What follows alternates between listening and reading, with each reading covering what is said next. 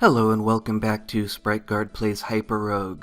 We are well on our way to unlocking the Rose Garden, where we are going to see if we can get the orb for that area, and I have been practicing a bit on my own, on the mobile version, just trying to figure out how to deal with the Rose Garden, and it is pretty tricky, but I think I have a plan for how to take it on, so let us see if we can do that.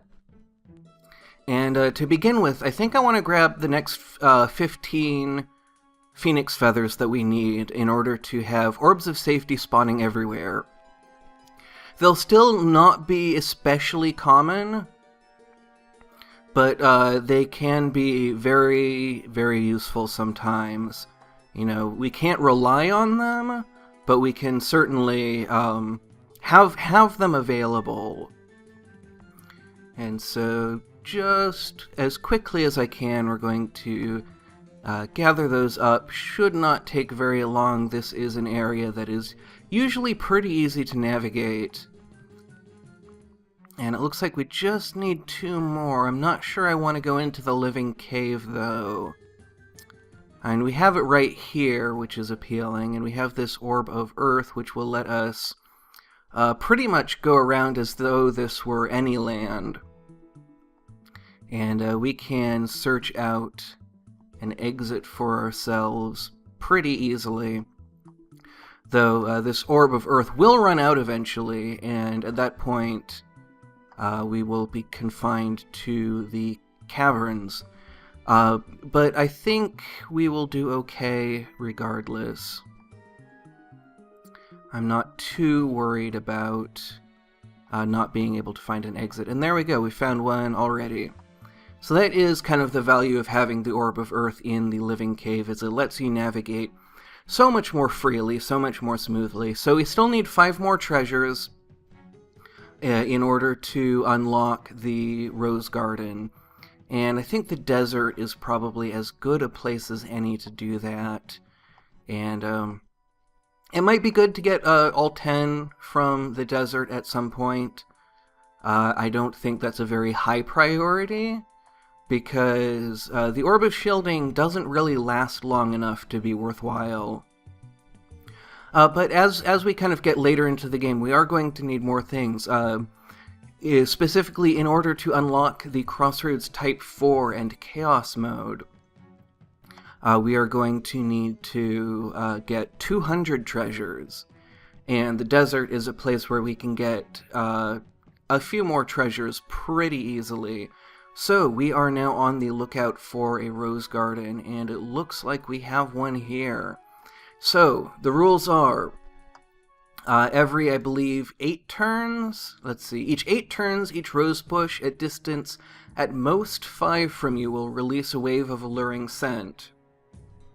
Creatures on the front wave will move towards where the scent came from, even if it causes them to attack their friends or beautiful creatures, or move into the water, fire, chasm, or thorns of the rosebush. Ivies, ghosts, rock snakes, rose ladies and lords, and monsters restricted to a specific terrain are immune to scents. Okay, so we have to... Basically, the main strategy that we need to pay attention to is staying away from rose bushes when they give off their scent. And just making sure that we have room to move toward the scent without hurting ourselves. And we're going to have these... So this is a handsome gardener. Tall, strong, and holding a flower in his hand, you could not bring yourself to attack such a handsome man.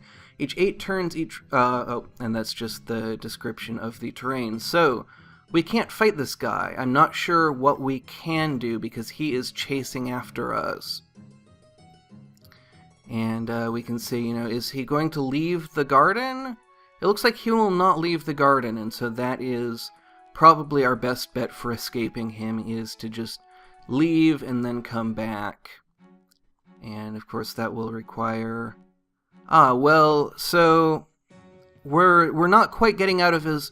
Okay, so we can use the kind of the curvature property. Well, not really, because we're both moving along the same equidistant curve. It looks like we have left him behind. Here's a false prince who we will have to fight, and then a gorilla coming up. Oh, and we have to move into the rose bush, or the scent. And already we have another wave coming out. So let's see if we can sneak over here. And we want to get kind of to the other side of these rose bushes. So I'm actually going to... but we have this handsome gardener who's kind of going to make us have to... Let's see. So this is actually about to give off its scent. And so I think the thing to do is... Wait for it. That will actually spike the gardener. So that's the way that we escape them. And then, let's see, one more turn. There we go. Got away from it. That was cutting it a little bit close. That gardener will get pulled by the scent, but will get pulled toward us. And he's right behind us now. So, oh! I was not paying enough attention. So the rose garden is still a big old challenge that we're going to have to take on. I'm going to check the time because we have not been going for very long, and I do want to cover a bit more.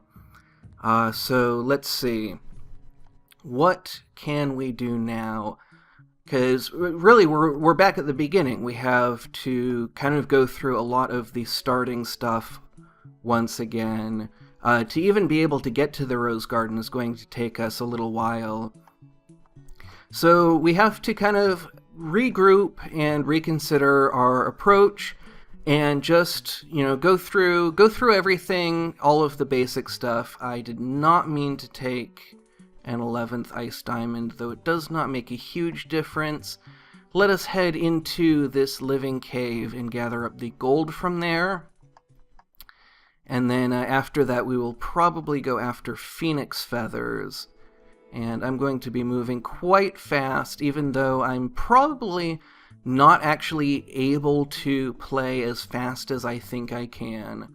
But I'm going to try, because I really enjoy trying, and I'm quite frustrated at this point. And I just have to kind of remind myself that, this is... A really kind of an interesting and kind of difficult to think about part of the game, that sense of ephemerality that I really like, but ends up kind of leaving me in a frustrating position a lot of times, where I really like that sense of how fragile a playthrough is and how there's not really anything left when one ends, and that makes every run kind of feel special in a way. And I really like that, but it does mean that we end up in some situations like this where we can be frustrated and disappointed, and it's just something that you kind of have to figure out your own way of thinking about it, of rationalizing it. Because I really do enjoy this game. I love playing this game so much, and we have a Land of Eternal Motion right over here for us to duck into. Just have to melt our way in there, and we can start picking up phoenix feathers. And I'm only going to go for 10, because when we start getting past 10, it becomes a lot more difficult to navigate freely, and I do want to kind of leave things quick and easy.